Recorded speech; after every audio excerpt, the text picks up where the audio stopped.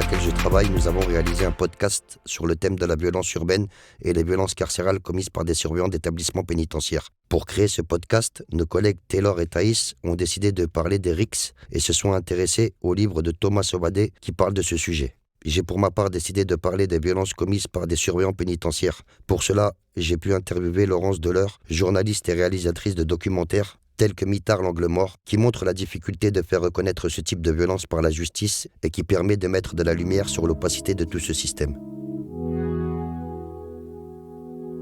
Alors, suite à ma petite histoire, je me suis posé un certain nombre de questions comme comment s'expliquent les violences de ces dernières années? Qu'est-ce qui explique qu'un jeune se retrouve à faire preuve d'une telle violence qui t'a porté atteinte à la vie d'autrui et à gâcher la sienne? Alors, pour répondre à ces questions, j'ai fait des petites recherches et je suis tombé sur Thomas Sauvadet, qui est sociologue spécialiste de la délinquance juvénile et enseignant-chercheur, qui parle de tout ce qui est capital guerrier et les RICS. J'en ai parlé à ma collègue et je pense que c'est elle qui développera un peu le sujet.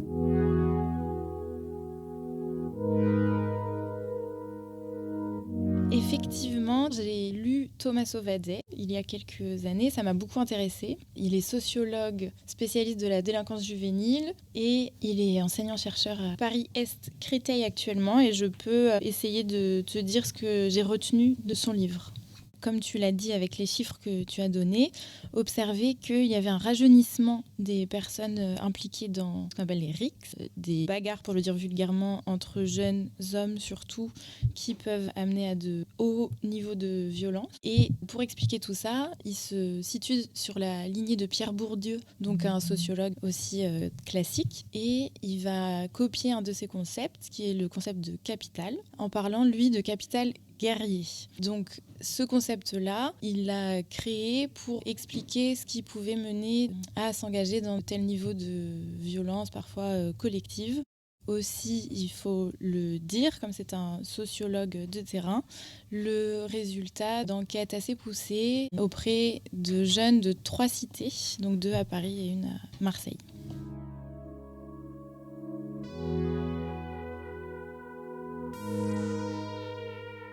Donc, je vais expliquer de manière assez simple ce qu'est le capital guerrier, mais je vous invite à lire les ouvrages de Thomas Sauvadet parce qu'il effectue vraiment une analyse fine et justement il montre que c'est une réalité complexe et seulement après une longue analyse qu'on peut commencer à la comprendre.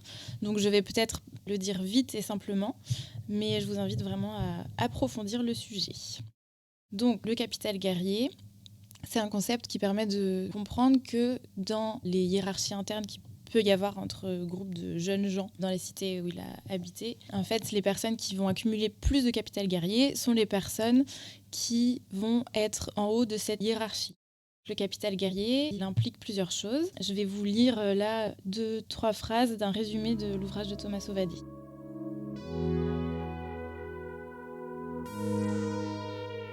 Ce capital guerrier ne se réduit pas aux aptitudes mobilisables dans des situations violentes, c'est-à-dire la force physique par exemple, à laquelle on peut penser tout de suite, mais il est également formé par des ressources relationnelles. Par exemple, on peut penser à la création et à l'entretien d'un réseau, le fait de connaître beaucoup de personnes dans cet endroit précis, le fait d'avoir la tchatch, ou le vice, qui est un terme très utilisé par les jeunes et qui renvoie à la manipulation d'autrui, la force de l'esprit et qui induit une défiance généralisée envers ses propres alliés. Comme tout capital, le capital guerrier est pour partie hérité. C'est le cas par exemple pour le dernier né d'une fratrie respectée dans le quartier.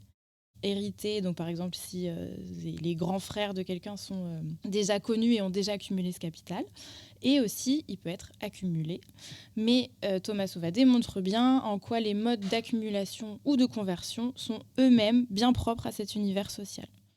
Donc ce capital spécifique qui permet de hiérarchiser, comme je le disais, les jeunes dans les différents groupes et réseaux d'appartenance. Et Thomas Sauvadet identifie 2 axes de cette différenciation. Et ça lui permet de créer une espèce de typologie des jeunes de cité. Il distingue les jeunes centraux qui occupent en permanence l'espace public, périphériques, ceux-ci se distinguant encore par le fait qu'ils aient adopté une stratégie d'affrontement ou une stratégie de fuite, et les entre guillemets chauds qui désignent les centraux dominants et sont ceux auxquels le sens commun se réfère généralement quand il s'agit de jeunes de cité. Donc le capital guerrier permet de comprendre pourquoi est-ce que ces risques et ces niveaux de violence ne sont pas seulement expliqués par un espèce d'amour de la violence en soi, mais pourquoi est-ce qu'elles peuvent permettre, en fait, dans des hiérarchies et des logiques internes, d'être plus ou moins valorisées.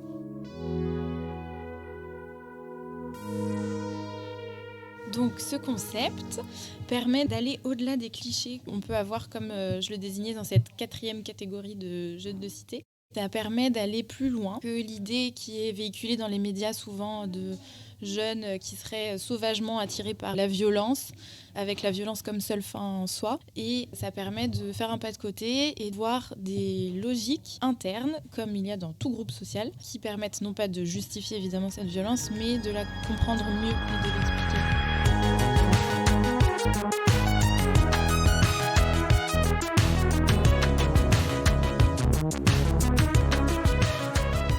Bonjour, je reçois aujourd'hui Laurence Deleur. Vous êtes une journaliste et réalisatrice française indépendante. Vous êtes reconnue pour vos enquêtes et documentaires portant sur des sujets de société sensibles et souvent invisibilisés. Bonjour. Bonjour, merci de me recevoir. Donc effectivement, je suis journaliste indépendante. Je travaille depuis 25 ans et je me suis intéressée à la prison en 2008, donc ça fait quasiment 20 ans maintenant, une bonne quinzaine d'années. Ce qui m'a intéressée, c'est que des détenus portaient plainte, des détenus ou leurs familles, contre l'administration pénitentiaire. Et je trouvais ça intéressant qu'ils se saisissent de la justice pour essayer de faire valoir leurs droits. Et puis après, dans toutes ces plaintes que j'ai étudiées, celles qui m'ont le plus intéressée, c'était celles qui concernaient des faits de violence de la part des surveillants. Et donc je me suis un petit peu focalisée sur cette thématique de la violence des surveillants, parce qu'on parle souvent en détention de la violence des détenus entre eux ou de la violence des détenus envers les surveillants, mais on parle très peu, voire pas du tout, de la violence des surveillants envers les détenus, et elle existe aussi. Quels sont, selon vous, les mécanismes qui perpétuent encore aujourd'hui le silence autour des violences commises par certains membres du personnel pénitentiaire, et qu'est-ce qui freine leur dénonciation ? Le principal, c'est l'omerta dans la prison et la solidarité entre les surveillants, coûte que coûte, et le poids des syndicats aussi, qui défendent contre vents et marées n'importe quel surveillant, peu importe ce qu'il a fait. Et quand il y a des affaires de violence, souvent au tribunal, on voit qu'il y a beaucoup de surveillants qui viennent soutenir leurs collègues, qui prétendent aux journalistes que leur collègue n'a rien fait, qui ne cherchent pas forcément à connaître vraiment la vérité de ce qui se passe. Et puis la hiérarchie est parfois complice. Il y a des chefs de détention, des directeurs adjoints, des directeurs qui sont au courant de ce qui se passe et qui ferment les yeux parce qu'ils n'ont pas assez de surveillants. Il y a très peu de gens qui veulent être surveillants, on manque d'effectifs. Donc il faut être tolérant vis-à-vis d'eux, parce que si jamais on les embête trop, ils vont s'arrêter de travailler, ils vont mettre la pagaille et la prison va s'embraser. Ce dont a peur à l'administration avant tout, c'est les risques d'évasion. Donc si les surveillants s'arrêtent de travailler et font grève et manifestent, ça devient tout de suite un grand foutoir et tout le monde a très peur. Il faut à tout prix éviter ça, donc il faut parfois fermer les yeux. D'accord. Et comment expliquez-vous aussi le paradoxe d'exiger des détenus le respect des lois alors que celles-ci ne sont pas respectées par certains représentants de l'État ? Moi, je me l'explique pas, et c'est pour ça que je fais ce travail. C'est pour dénoncer ça, parce que pour moi, la réinsertion n'a pas de sens si jamais on ne poursuit pas avec la même sévérité des surveillants violents et des détenus violents. Parce que les détenus, ils sont mis en prison, on leur dit vous respectez pas la loi, donc vous allez faire de la prison, vous allez réfléchir à ce que vous avez fait. Voilà, la France, il y a des lois, c'est un état de droit, il faut respecter la loi. Et ensuite, ils voient qu'il y a des gardiens qui ne respectent pas toujours la loi, qui se permettent certaines choses, parfois de la violence, etc., parfois de la corruption, et qui ne sont pas forcément condamnés. Donc dans la tête d'un détenu, c'est très compliqué du coup de comprendre le sens de sa peine. C'est pour ça que je fais ce travail, c'est justement souligner ce paradoxe qui est inquiétant pour moi, parce que voilà, ça sert à rien d'enfermer les gens si leur peine n'a aucun sens et qu'on fait respecter la loi que pour certains et pas pour d'autres. Et puis les représentants de l'État, ils ont un devoir d'exemplarité. Donc normalement, s'ils commettent des infractions, c'est plus grave. Il y a une aggravation de la peine parce que justement, ils sont fonctionnaires et ils ont un devoir d'exemplarité. Et pensez-vous que l'opacité et le manque de transparence de l'administration pénitentiaire participent à installer une zone de non-droit au sein des prisons françaises ? Ah ben, c'est sûr. Dans Mitard l'angle mort, par exemple, dans notre documentaire pour Arte, on montre que dans le cas de la mort d'un détenu au quartier disciplinaire, lorsqu'il y a eu une enquête de police, la police a demandé les images caméras de surveillance quartier disciplinaire et l'établissement pénitentiaire, Réau, a donné des images mais ne les a pas toutes données et il manque 22 minutes. Et la police n'a pas insisté pour les avoir. La directrice a répondu que si elle n'y était pas, c'est qu'il n'y avait rien à voir dessus. Et tout le monde s'accommode de ça. C'est quand même extrêmement troublant. Je ne comprends pas que la directrice elle-même n'ait pas envie de savoir ce qu'il y a sur ces images. Je ne comprends pas que la police n'insiste pas pour les obtenir. Donc c'est sûr que de toute façon, l'opacité, elle est permise au plus haut niveau. Si on voulait vraiment qu'il y ait de la transparence, il y en aurait. Et pour moi, c'est effectivement au plus haut niveau que ça se passe. Justement, dans le reportage que vous parlez, vous montrez que certains surveillants pénitentiaires qui ont été reconnus coupables de violences et condamnés à des peines avec sursis ont pu réintégrer l'établissement dans lequel ils avaient commis ces violences et ont même fini par être promus. Qu'est-ce qui explique cela, selon vous ? Oui, effectivement, l'établissement, c'était Saint-Martin-de-Ré. Il y a un détenu qui est mort, qui a été bâillonné, qui a été menotté, qui a été traîné au quartier disciplinaire. Il a déféqué sur lui-même, ils l'ont laissé tout nu dans sa cellule. En fait, il était déjà mort, vraisemblablement. Il y a eu des violences de commis, c'est indéniable, et qui ont abouti à la mort de cet homme. Et effectivement, 2 de ses surveillants, quand on a diffusé le documentaire, ils travaillaient encore dans cette détention et ils avaient été promus. L'explication, c'est toujours la même, c'est qu'on considère que la violence envers les détenus, c'est pas si grave que ça, qu'un détenu qui meurt, ça n'a pas une grande importance. C'est une manière de dire aux surveillants, vous pouvez continuer à faire ce genre de choses et rien ne se passera.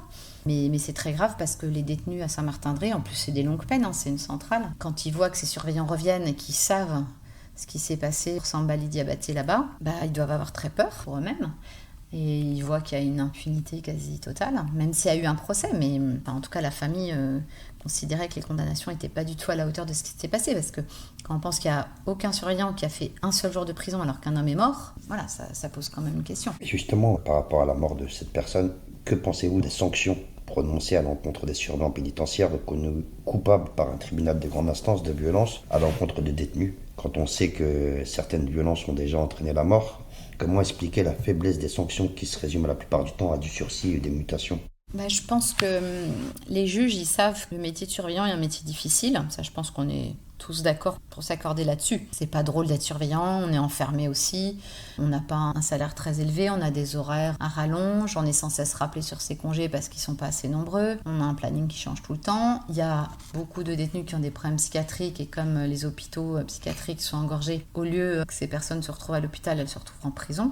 Et donc les surveillants subissent aussi parfois des actes de violence de la part notamment de détenus qui ont des gros soucis psychiatriques et qui donc se sentent très très mal en prison. Donc je pense qu'il y a une certaine mansuétude de la part des juges qui se disent celui-là il fait un métier pénible, alors si de temps en temps les détenus sont très violents avec eux de manière générale, donc si de temps en temps ça dérape un peu, c'est sans doute que le détenu était très violent aussi et c'est la faute à pas de chance s'il y en a un qui meurt. Les juges, ils travaillent avec les surveillants en permanence et avec la police aussi dans ces petites villes comme ça. Ils se connaissent. Donc je pense qu'il y a une forme de se dire c'est pas un métier facile. Et aussi dans la tête des juges, je pense qu'il y en a très peu qui imaginent qu'un surveillant peut être violent gratuitement. Pour eux, c'est toujours une violence entre guillemets légitime parce que ça déborde, parce que le détenu est ingérable. On n'arrive pas à le maîtriser parce que les surveillants n'ont pas d'armes. Et heureusement, il faut arrêter quelqu'un de violent. Comment on fait quand on n'a que des menottes, quand on n'a que ses bras? Ils savent que les surveillants ne sont pas tellement formés. Donc voilà, dans mon esprit, je pense qu'il y a une certaine tolérance de la violence des surveillants parce qu'il y a à côté de ça la violence des détenus qui, elle, est racontée et décrite par les syndicats de surveillants sans arrêt et dénoncée et pointée du doigt, qui est montrée dans les reportages. On parle davantage de la violence des détenus que de la violence des surveillants. Donc voilà, je pense que les juges sont un petit peu imprégnés de tout ça. Vous pensez donc que la difficulté de recruter dans ce milieu professionnel est tellement compliqué qu'ils sont ils accèdent beaucoup plus de choses que dans d'autres corps de métier? C'est certain. Ils ont recruté jusqu'à 2 sur 20 au concours et c'est des gens qui ont le niveau du BEPC. Et souvent, quand il y a un concours, mettons, il y a 1500 places, il n'y a que 700 candidats, ils arrivent pas du tout à remplir les promotions de l'ENAP. Alors là, ils ont rehaussé un petit peu le niveau du concours, qui va être à niveau baccalauréat, pas pour les contractuels. Mais oui, il y a de grosses difficultés de recrutement. Souvent, ceux qui postulent pour être surveillants, c'est pas systématique, mais souvent, ils ont raté la gendarmerie, la police et les douanes. Et le métier de surveillant les attire pour une chose principalement, c'est que c'est un CDI, c'est un emploi à durée indéterminée. Et que voilà, c'est difficile de nos jours d'en obtenir un. Donc, À la lumière de vos enquêtes, Quelles seraient à vos yeux les premières réformes à mettre en œuvre pour favoriser l'émergence de la vérité et la responsabilisation de l'État dans le monde carcéral français? C'est pas tellement des réformes à mettre en œuvre parce que la loi, elle existe déjà. C'est plutôt repenser le système. La prison, elle est vue uniquement sous l'angle de la punition et pas sous l'angle de la réinsertion. Il y a beaucoup de surveillants qui pensent et beaucoup de Français qui pensent que plus un détenu souffre, mieux c'est. Alors que moi, je pense l'inverse. Je pense que moins il souffre et plus on lui donne d'occasion de s'en sortir et de changer, d'avoir un regard un peu critique sur ce qu'il a pu vivre, sur son passé, sur les erreurs qu'il a commises, sur les actes qu'il a commis, qui parfois sont graves, plus ce sera bénéfique pour lui, mais aussi pour la société. Et on ne se rend pas compte ce qu'on fait subir aux détenus en détention, quand on ne respecte pas leurs droits. Alors là, je parle des violences des surveillants, mais il y a énormément de droits qui ne sont pas respectés. Les conditions de détention, on les connaît tous, elles sont abominables dans certaines prisons. Normalement, les textes disent que les surveillants, ils sont là pour assurer la sécurité, mais aussi la réinsertion des détenus. Et on oublie trop souvent la deuxième partie de la phrase. Moins il souffre et plus on l'aide à s'en sortir dans la vie, à regarder les choses autrement, voir que sa peine a du sens et à se reconstruire pour une vie autre ensuite, mieux c'est pour lui et aussi pour la société dans son ensemble. Je pense que même les gens qui ne s'intéressent pas tellement aux détenus, etc., ils devraient réfléchir de manière très cynique que c'est pas dans leur intérêt que des gens qui ont fait 10, 15, 20 ans de prison sortent en n'ayant aucun bagage, aucune idée de ce qu'ils vont faire, aucun argent, aucune famille et qu'ils soient révoltés contre le système parce qu'on les a pas traités correctement en détention. Voilà, je trouve que c'est un raisonnement de court terme et c'est vraiment dommage. Je partage votre avis aussi. Je voulais vous remercier de nous avoir reçus, de nous avoir donné tout ce temps et cette confiance. Merci aussi pour votre travail. C'est pas beaucoup de journalistes qui s'intéressent à ces sujets-là qui font pas très rêver. Et donc merci de nous donner un petit peu la parole et de nous faire un petit peu voir aux yeux de tous, on va dire. Et je vous remercie beaucoup. Merci Laurence Deleur. Merci. Et à bientôt, j'espère. À bientôt, Samy.